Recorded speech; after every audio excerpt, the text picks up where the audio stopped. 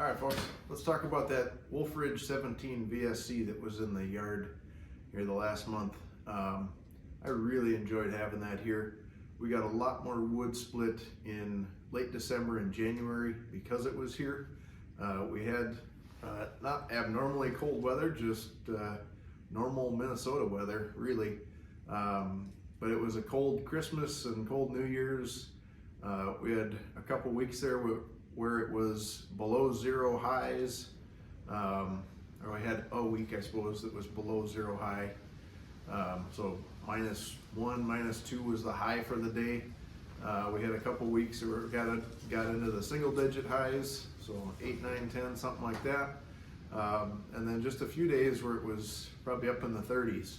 So really got to test the 17 VSC in cold weather.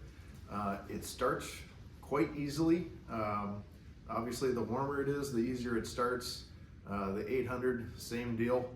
If it's 20 or 30 degrees, she fires right up. If it's below 15, you gotta crank on it a little bit, but it fires up. It just takes a minute.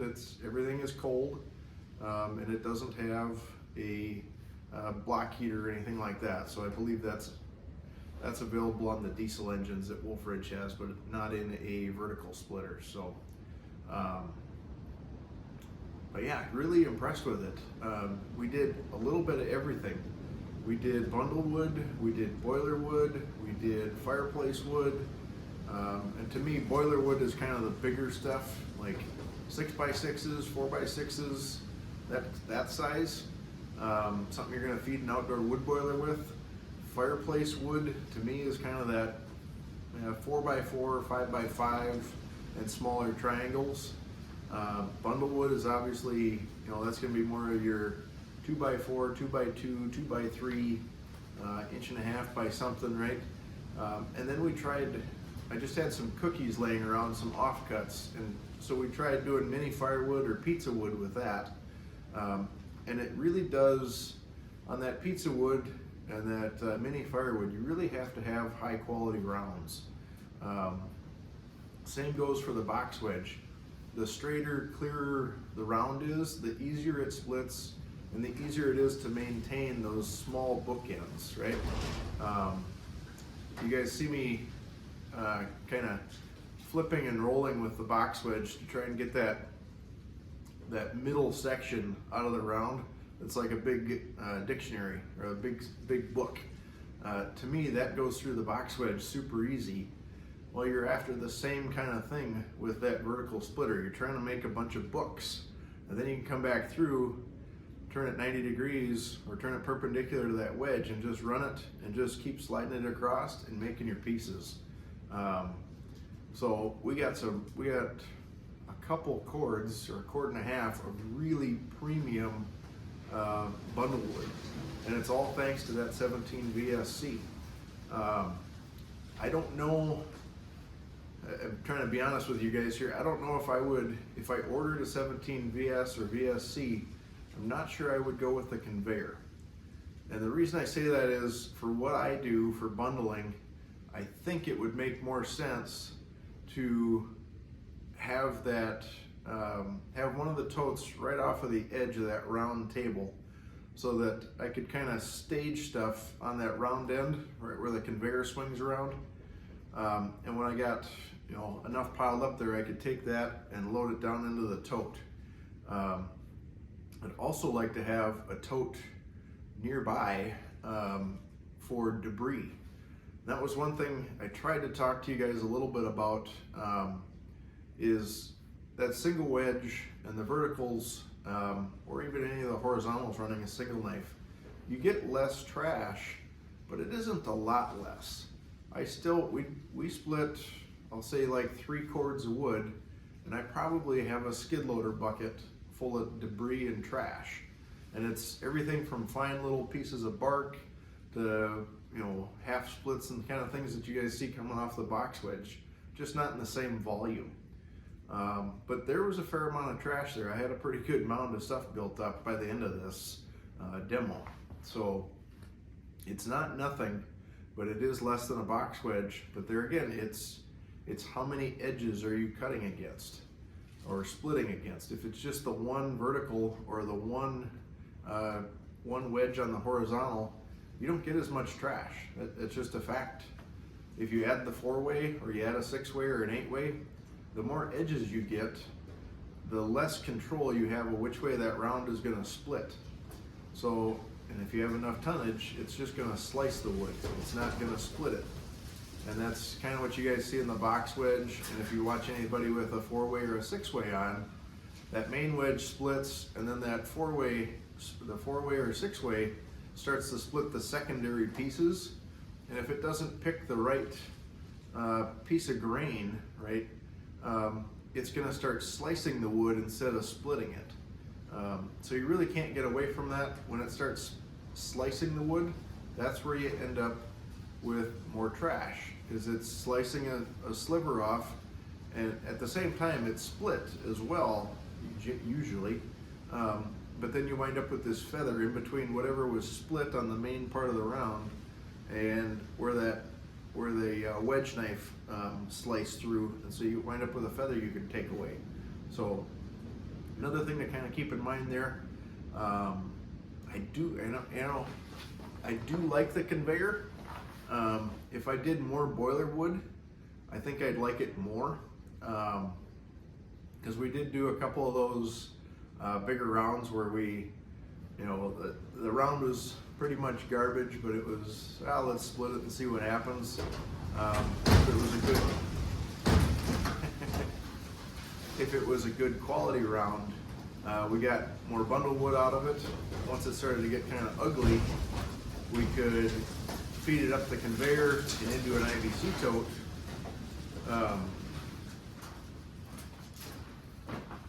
Okay, close those barn doors. It's getting windier. So yeah, like I was saying, that boiler wood, if I did more of that, I think the conveyor is really handy, because anything that's boiler wood could just go up into a trailer. And I guess same thing for a bundle wood, but you generally are going to go stack that and dry it someplace or pile it up. I just don't do that in my wood yard. You guys know that I use IBC totes pretty much exclusively. I really don't have any stacks of firewood around that are just like on 2x4s on the ground. I don't do that. So everything I do goes into an IBC tote. If it was boiler wood, it went up the conveyor into the IBC tote, and I didn't really stack it. And then if I had good bundle grade stuff for fireplace wood, then I could turn around and put that in another IBC tote. So that conveyor, I guess, in a way, is kind of acting like a second person. And that's probably the best way to describe a conveyor. You need a way to get the wood away from the splitter, whether that's horizontal or vertical. So if you have, a standalone conveyor on the back of the box wedge, getting that elevated up and put into a trailer or put into like 4 IBC totes stacked together, and then just saying, well, I've got, a quarter of a face cord in an IBC tote because it's not stacked. I'm not above doing that. Actually, I'm kind of considering it, honestly. That might be kind of the next piece of equipment here in the wood yard, is a conveyor. And actually, you guys saw an electric belt drive conveyor as we were walking up here. There's our new toy. We got a conveyor here. My hope is to build something with that belt-fed conveyor that kind of funnels off the box wedge and goes up into some totes, so that when I just have a little bit of time to split, and maybe I'm by myself, I can shuttle the wood away from the box wedge without piling it on the ground. I guess that's the biggest thing for me. Is I've done a handful of videos where we're just trying to get something done, and I'm running the box wedge and it's just falling off the end of the table and pushing into a pile. The part I don't like about that is then I have to come back, touch all the wood again, and stack it into an IBC tote, because it doesn't make any sense to toss it loose into an IBC tote at that point. So I'm kind of thinking that's where the conveyor would come in handy. And there again, on the VSC, You have the conveyor. You could, on the first video, I think we set up 2 IBC totes back to back. You could set it up with 4 all together, and you wouldn't have to move quite as often. You know, you could get a cord split in not a lot of time, really. It depends on the pieces, and that's the other thing. The pieces that you can get out of the vertical splitter, my God, they are so consistent, guys. You can get 2x2s, 2x3s, 2x4s, 4x4s. You can get whatever you want out of that vertical splitter. You just have to have the patience to do it. And that's really what I like about it. I don't, you know, if you're gonna ask me which one I'd rather have, I really don't know. If I didn't have the box wedge and I didn't know any better, I'd probably go vertical with a conveyor, just because the conveyor option isn't that much of an adder, and it's a nice feature to have even if it doesn't get used all the time. So you could still do everything I was talking about. You could lower the conveyor, slew it, you know, behind the machine, kind of to the far right, I guess, as you're looking at it, and you could still have an IBC tote there that you were stacking into, and a debris tote, and you could still have. Everybody has their own wood that they wind up using, and it's generally the ugly stuff, right? So with that conveyor, you could set that up into 2 or 3 IBC totes back to back, and as you're splitting through your bundle wood, you come across a crotch piece or something that's got a good funny grain in it. You go, okay, this is gonna be mine. You flip the conveyor on and you send those pieces up the conveyor, and then the next round you grab is perfect for bundle wood. And so you split that up into books and then pick your size that you want and then go stack that in your IBC tote. So I don't know, I'm kind of on the fence there. There's definitely some value in a vertical splitter. We did a comparison. Again, we ran two very similar rounds, I would say borderline identical, and I laid out with a Sharpie and a big square what I thought we could do. I laid out a 2x2 grid, and then I kind of numbered based on like a 2x4 pattern on the round that was going to go on the vertical splitter. And I figured, you know, basically if I just make a whole bunch of 2x4s, you know, that'll be as comparable to the box wedge as possible. But I had such a good round, it was really easy to make 2x2 pieces. And we went to the box wedge, I had that laid out as well. And we had the 2x2 in the middle, and then 4x4s, and then the 4x, right? And so what made the most sense on that round was to take the bottom off the round, turn it over, take a side or the other bottom and go flat face up. And then we took one of the other sides off, so we had 3 sides done with all the bark off. And then I think we took the 4th side off, and we wound up with a cube, kind of. And that cube was about 8 inches wide and maybe, I don't know, 14, 16 inches tall. With it being 8 inches wide, that allows you to get 4 2x4s across that main wedge. And so we just ran 3 passes of those and got a whole bunch of really nice 2x4s.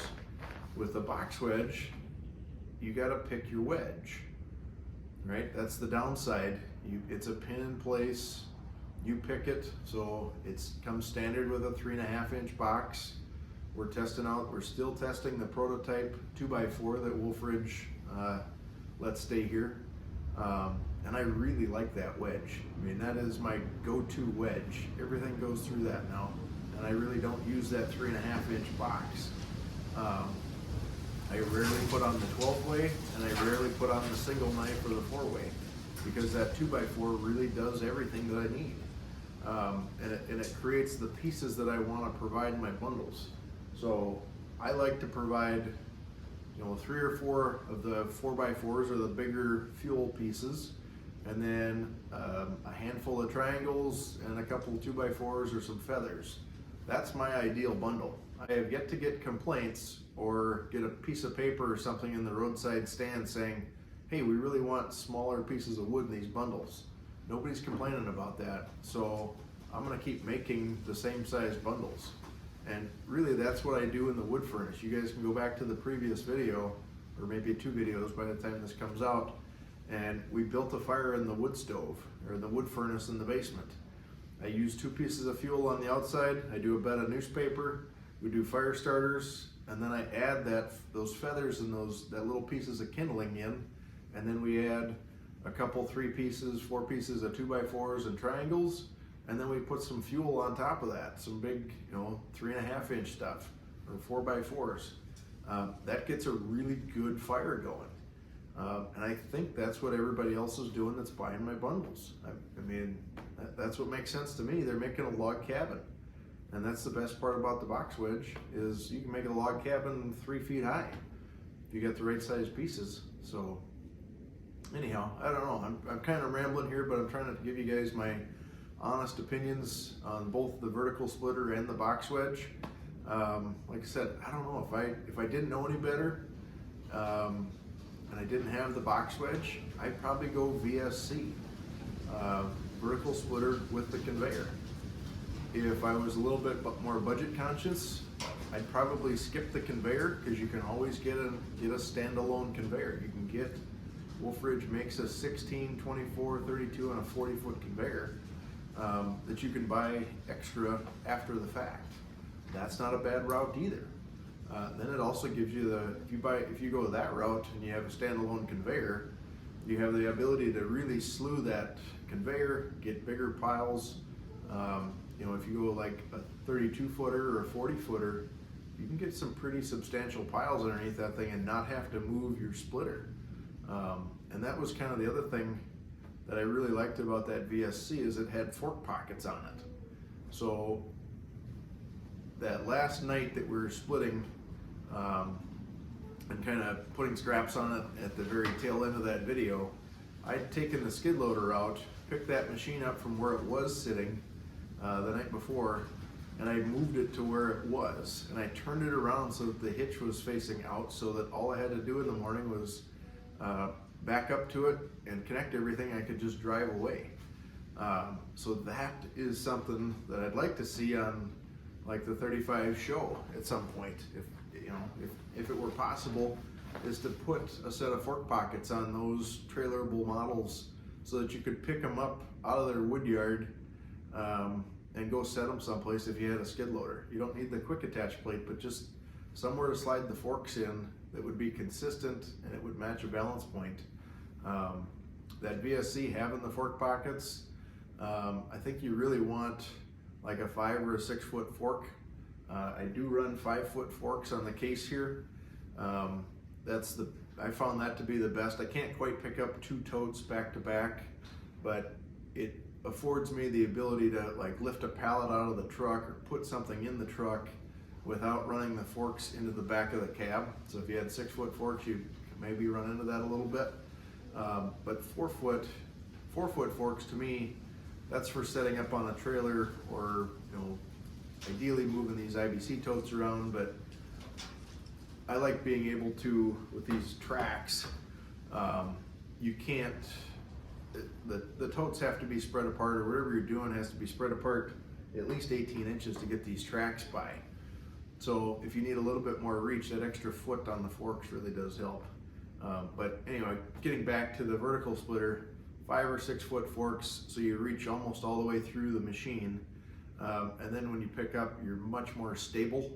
You can put all the landing gear down, get it kind of leveled, back it up, move it, and then go set it down someplace and kind of auto level, readjust the crank jacks. And then you wind up with a really stable platform. So I don't know, guys, that's kind of my thoughts on this. I'd love to hear your questions. Leave me a bunch of comments down below. Like I said, I'm still answering everybody's comments. I'm still replying to everybody. I really do enjoy this, and I hope to see you guys on the next one. Have a great day around the yard, and yeah, we're gonna go back outside and get to splitting again. So take care.